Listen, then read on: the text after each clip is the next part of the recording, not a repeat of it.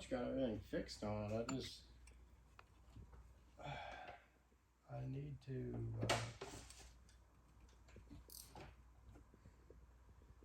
change out my door. I hardly put any pressure on this turbine, just enough to just kind of touch it a little bit and hold it in. I'm going to try to push the seal back in place.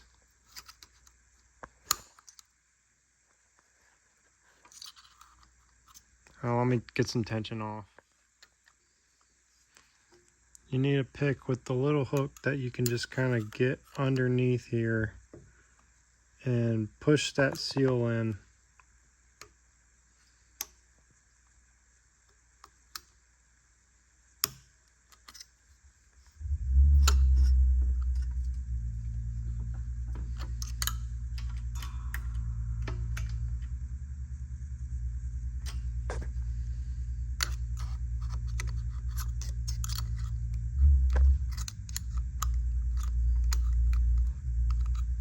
Actually, it went in there. Yeah, it went in there.